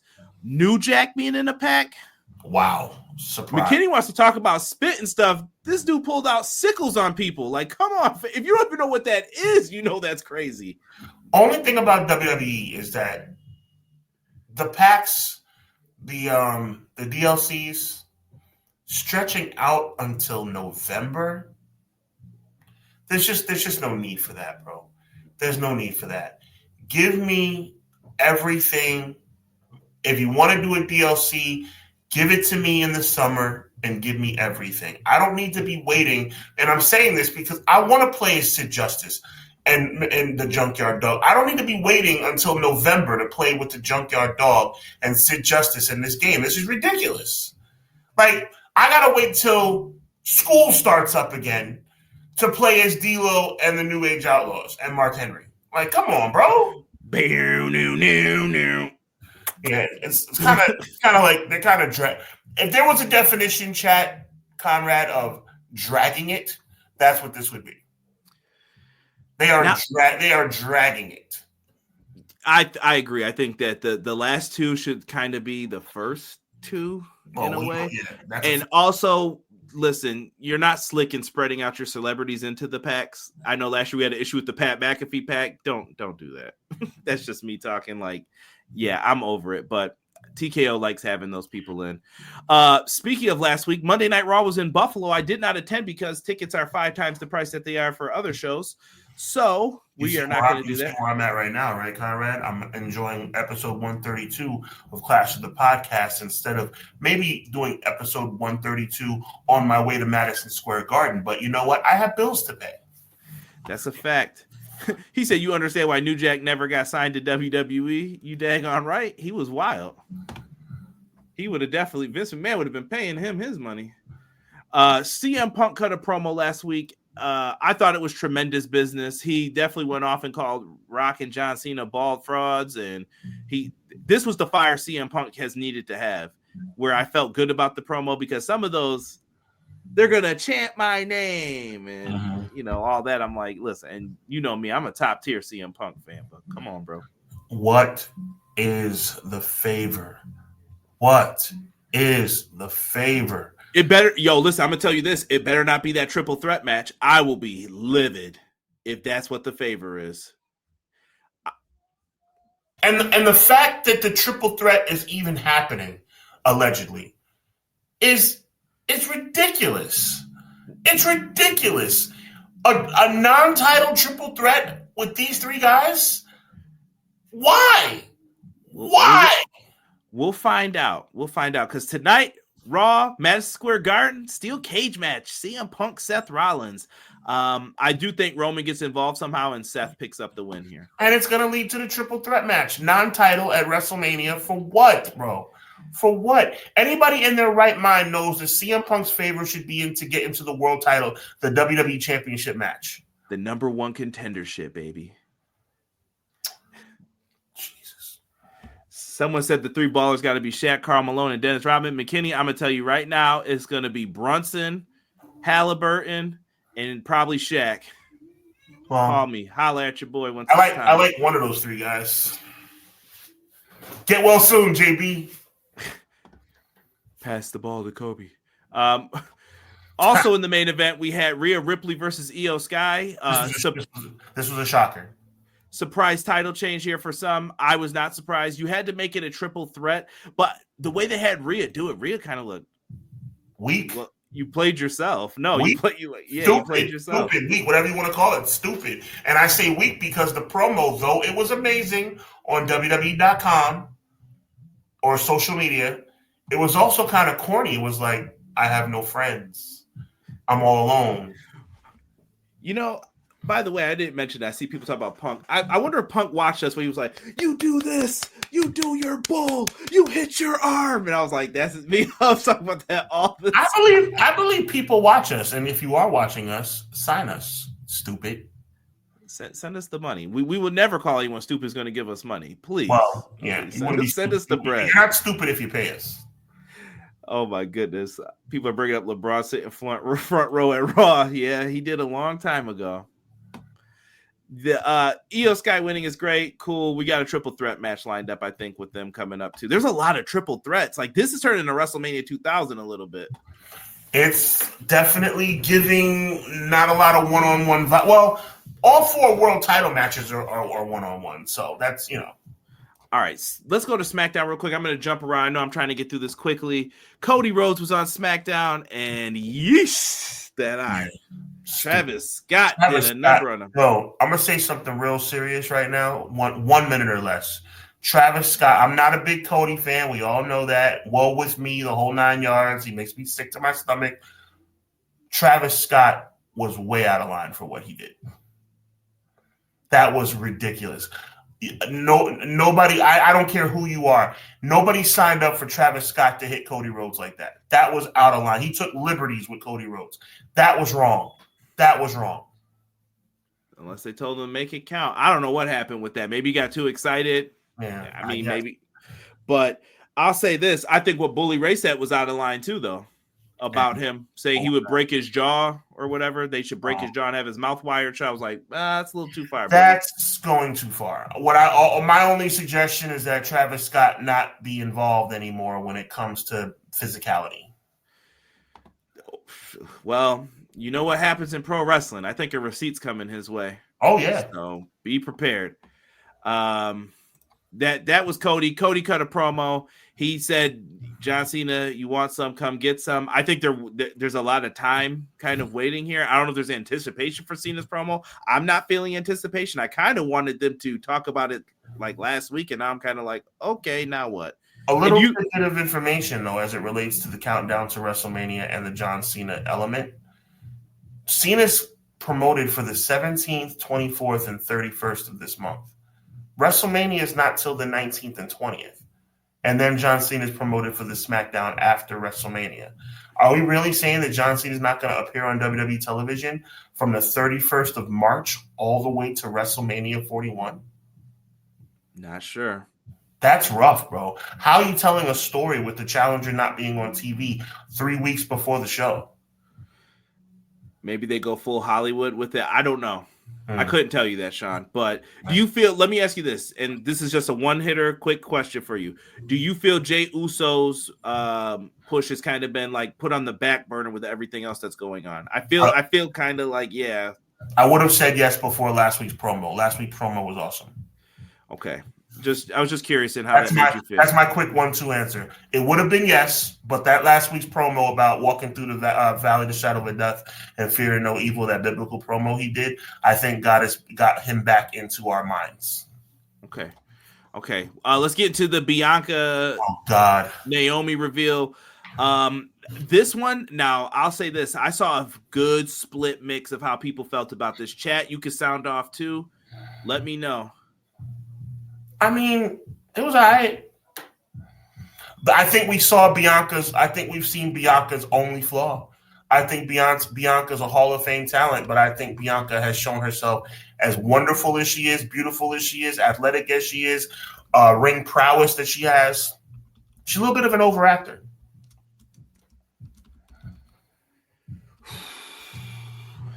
And you know that I love me some Bianca Belair. She's a little bit of an overactor. She needs to reel it back in a little bit. Naomi, on the other hand, I thought did pretty well. It's I've heard all different things across the board. Like I want to know what you think. I didn't like what Jade Cargill did. I didn't like that she pulled up she pulled up in the car. What were you watching SmackDown in your vehicle? Okay. Oh, well, you know how corny WWE is when it comes to I know, but I hated that. I was like, no music. She should have just came out ready to beat her down. And instead it was like the look with Bianca, like, we're good. Yeah, cool. And then she's going to go beat up Naomi. Okay.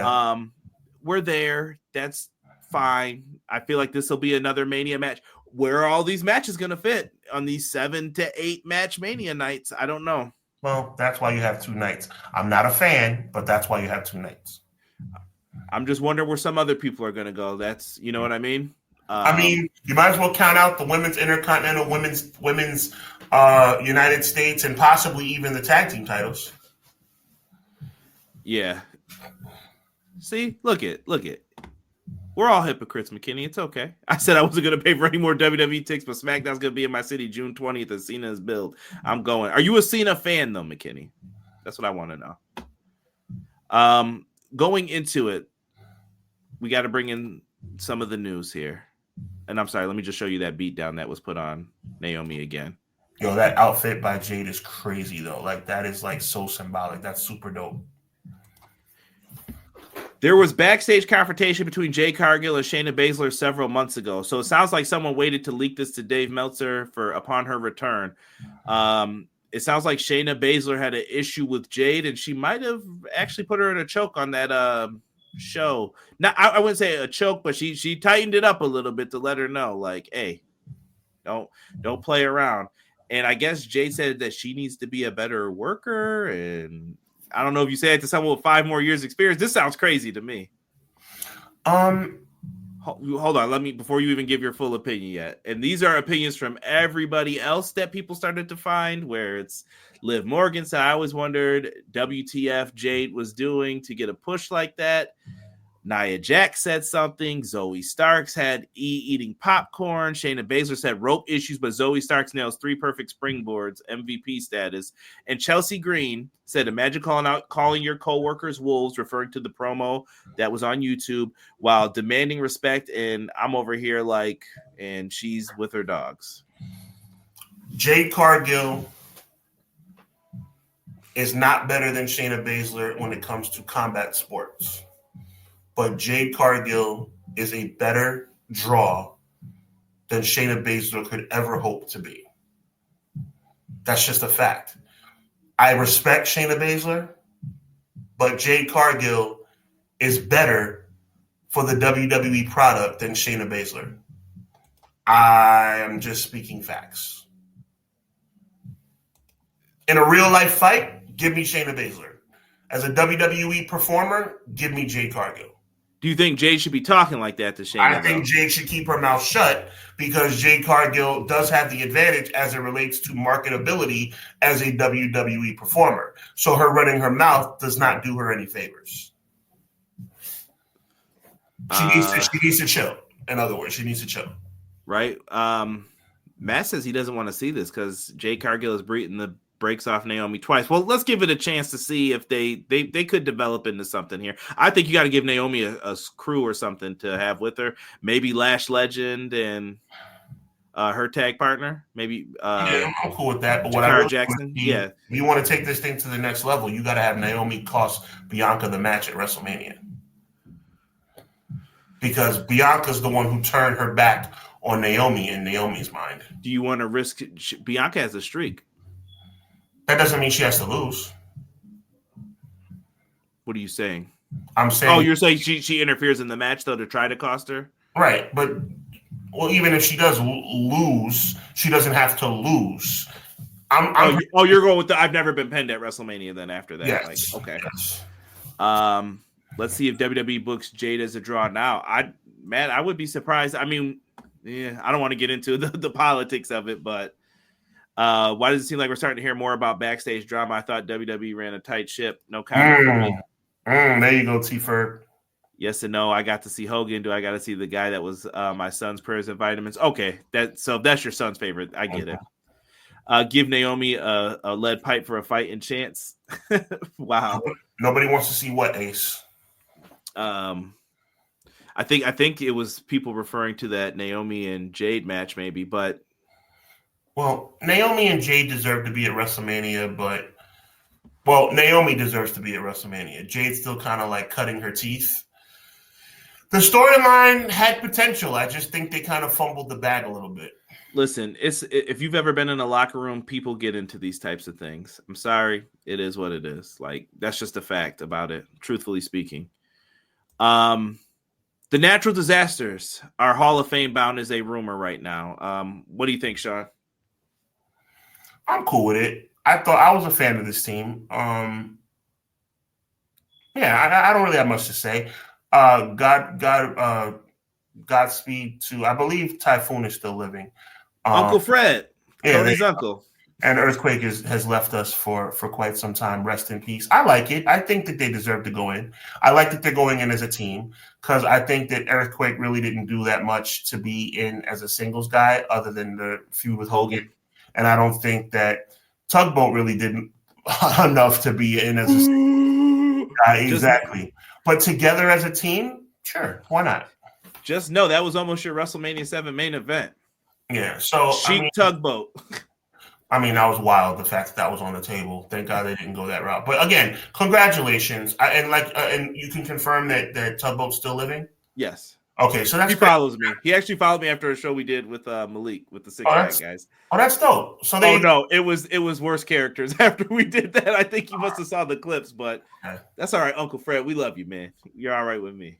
That's a Shockmaster joke for those that don't know. Cody said that to his dad, Dusty Rhodes, who was the booker at the time. He said, "Dad, is that Uncle Fred on the floor who fell over?" Right.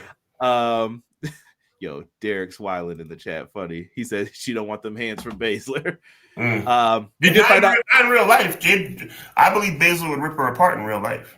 Lex Luger going into the Hall of Fame. Cody showed up at DDP's house, and another surprise announcement of who's going into the Hall of Fame. I'm just not believing everyone doesn't know this at this point, but he showed up, and Lex Luger is going into the Hall of Fame, man. Lex Luger is a Buffalo native, so I got to show him some love. I have talked to him many of times in the city of Buffalo, so big shout out to Lex Luger. I am shocked by this induction for one reason and one reason only. It is long overdue. I don't know what WWE was thinking, or if there was some kind of outside the box reasoning because that caused the delay. Lex Luger is a WCW Hall of Famer, so ergo he should be a WWE Hall of Famer. I don't know what took so long. I'm glad he's going. I do. What's that? When he showed up on Nitro, the alleged people that were in the room with Vince and Linda said that Linda looked at him and said, "You better not ever bring him back," because he shook Vince's hand and promised that he was telling the truth. Like, I'm going to sign with you. I'm going to do that. And Linda said, "Don't ever bring him back into this company again." And I think she might have been the president at the time. I think that those bad feelings just harbor over and then you forget about them. It's like Demolition should be in the Hall of Fame as well. Like, I don't know what we're doing with that. I don't know why that didn't happen either, but you know what? Shout out to Luger. Any favorite Lex Luger matches? Let's give some people something to look at during the week, maybe. I would check out Luger and Sting versus the Steiner brothers from Super Brawl. Yes, absolute classic. I was going to say that. Luger and Sting from Super Brawl. Anything with Flair and Luger, Wyndham and Luger from back in the early 90s, like 80s period. And I will also recommend 1997 Hulk Hogan, Lex Luger, right before, what was it, Road Wild, Hog Wild, Road Wild, yeah. Whatever, it didn't matter. I remember me and my brother were watching that night, and the NWO hits the ring, clothesline, forearm, clothesline, Scott Hall's down, Nash is down, he's gonna rack him. He's got him. And then Randy Anderson's like, he said he quit, ring the bell. And he went crazy before it happened. What is happening? He did get him. He got him. Play that Slammers music, and they went crazy. Blake, I see your comment. Yeah, I said Rollins is winning tonight for sure. No Demolition. Bro, I agree. Demolition should have been in. But like I said, me and Sean will be here all day. Speaking of WCW, you can go to their new YouTube channel. What do you know? They're putting all the old stuff up on separate YouTube channels on live streams all the time. So if you're a WCW fan, go check that out after you're done checking us out, of course. And we got NXT Roadblock this week. You're getting Moose and Obafemi. You got a New York City street fight with Ethan Page and Javon Evans. We got Jordan Grace and Roxanne Perez. We have a winner take all, Julia versus Stephanie Vacour. Give me Stephanie to win that, please. And the Hardys versus Fraxium. And I think you give Fraxium the win here, but I think the Hardys are going to win. I think the Hardys are going to win too, but I see why you think the Fraxium should win. I agree with you. Yeah. And speaking of that, now we can get into TNA really quick. You guys can watch TNA Sacrifice on Triller TV. This is going to be a super quick review, but TNA Sacrifice is happening in El Paso, Texas, Friday, March 14th. And they're going to be doing a taping the next day if you're in the area. If you guys want to buy tickets, TNAWrestling.com and order on Triller TV. Let's get into this. Moose versus Jeff Hardy in a ladder match for the X Division Championship, Sean. I love this. I mean, shout out to Jeff for a little career resurgence. But, I've said it before. I'll say it again. Moose is your forever X Division champion. Yeah, for sure. Moose definitely has to win this, especially because he's going to be losing on Tuesday to Obafemi. Sorry, spoiler alert. Spoiler alert. Li Ying Lee, the former Xia Li from WWE, is going to be in the match. I think her opponent's going to win. I don't want to talk about this anymore, truthfully. Ling Lee is going to lose. I'm not happy about it, and that's all I got to say. Yeah, we're going to move on from that. Sorry. Mustafa Ali with the great hands and Tasha Steelz versus Mike Santana here. What do you think here? I think Mike Santana. I love Mustafa Ali. I think he's had a career resurgence outside of the shackles of World Wrestling Entertainment. But I think Mike Santana is on the rise, and I think he wins. Interesting. I'm going to go with Mustafa Ali for the win here. I just feel like you can. I think you got a feud here, and you got to continue this on. Santana's the guy in the future. Just you got to get to him first. Okay. So it's going to take some time. We also have the Rascals and Ace Austin teaming up to take on Wesley, Tyson DuPont, and Tyreek as well. So Wesley's got his crew coming over. I think you have the Rascals and Ace Austin win this one, but that is my prediction. I think the Rascals and Ace Austin get the dub. We also have ourselves a street fight, Sami Callihan versus Mance Warner with Steph DeLander in his corner. This should be a fun street fight. My head says Sami Callihan, but I think Mance Warner is going to win. Yeah, I'm going with you, Mance Warner to win and get this big W here. I know we're speeding through this. Masha Slamovich defends the TNA Knockouts Championship against Cora Jade. If you would have asked me like a week or two ago if I thought Cora Jade would win, I thought she had a chance, but now I'm saying no chance. I think Masha Slamovich wins. I like Cora Jade in this spot. I can see her winning, but not on Friday. I think that Slamovich retains. But I wouldn't be surprised if I was shocked on this one. Yeah. Sponsored by Queen of the Ring. I forgot to mention that little segment too on the pay-per-view earlier, but I'll let that rock because I think Camille kind of addressed what I thought. I didn't think that the person who said that line meant it in a derogatory way. Yeah, I think she was trying to say something No, I took it as she was trying to say something to empower, like wrestlers know that they're going to win when they go out there. Like they have a winner's mentality, but it didn't come out that way in that short amount of time. And it was like, my brother, I agree with you completely. I think that she meant it in a positive way. It just came out poorly. Totally wrong. Totally wrong. And I get why people would be like, hey. When she said that, I was like, ooh. Yeah. Yeah, but I don't mind. Listen, we know the deal today. I'm not even going to get into it. The System and the Colognes, they're back. Taking on Joe Hendry, Matt Hardy, Leon Slater, and Nick Nemeth. I do not understand this Survivor Series hodgepodge of teams here. The System I get, but I don't understand why Jeff's not teaming with Matt. This is all kind of weird. And Leon Slater's in the spot instead. You know what I mean? It's weird. It's weird. But yeah, give me the baby faces for the win. Yeah, I like the System, and I actually like the Colognes too, but not on Friday.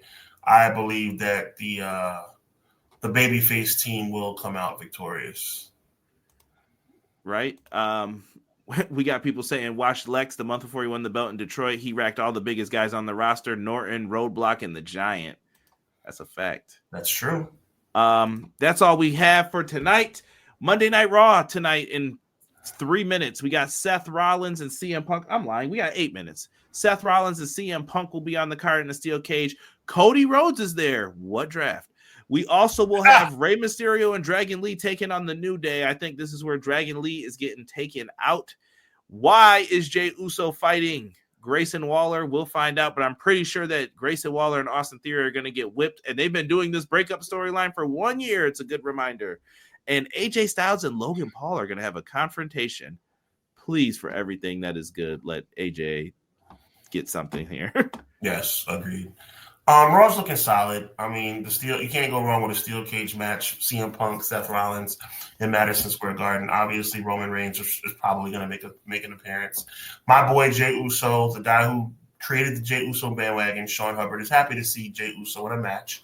But this whole thing with the Waller effect, they're corny, bro. Like, I mean, it's like, and Grayson Waller is kind of like really getting on my nerves.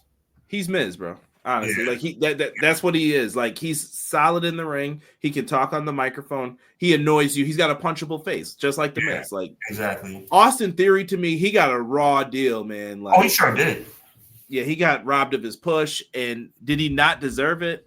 I don't know, but I thought that this kid had something. You could have did something with him, and he's probably like, man. Yeah, I mean, I would say outside chance Grayson Waller versus Austin Theory at WrestleMania, but that's a stretch. McKinney said, turn on Waller. I sent you the video on Blue Sky, CJ. She said it better on the pre-show. Yeah, 100%, E. 100%. I was listening to her. That's why I was like, I don't think she meant any harm by what she was saying either. Yeah, that's Raw. I'm trying to think if there's anything else. I can't think of anything else, Sean. No, we did a great job tonight, man. Chad, I hope you guys agree. Yeah. Throw up those likes. Remember, people, be careful around spit, blood, and MJF in your pro wrestling. That's the best thing we can say. Check out TNA Sacrifice. I think NXT Roadblock doesn't even look bad this week. Like, it doesn't. I might check out NXT. Play yourself some WWE 2K25 as well. And we're on the road to WrestleMania. Say that thing you were saying before with the, the yeet. What? 4 letters? One word?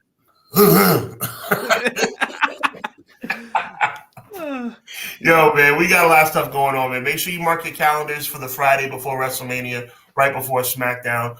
WrestleMania Hubbonomics is going to be live. You know what I'm saying? Make sure you check that out. I'm going to be live on my channel with a special guest, so it's going to be pretty dope.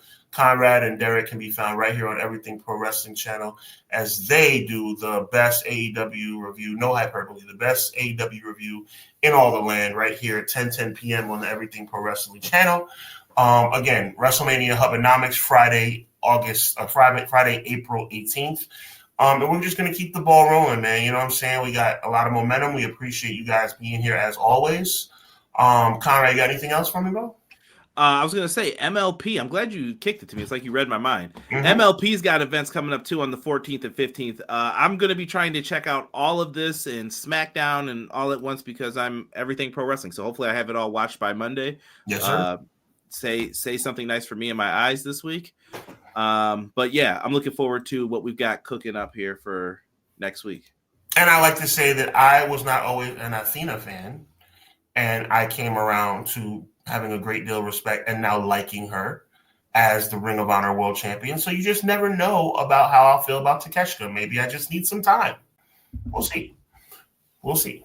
So with that being said, on behalf of my good friend and brother Conrad Cushman, my name is Sean Hubbard. Make sure you're right back here with us 6:05 Eastern Standard Time for Clash of the Podcast. Subscribe to Hubbard Wrestling Weekly. Subscribe to Everything Pro Wrestling. Follow us on our social media platforms at the same handle. And just know that at the end of the day, I should say, there's only one thing that matters, and that's evil never prevails. God bless. Be encouraged. And I'll say it again. Evil never prevails. We'll talk to you next time. Deuces. Yeet.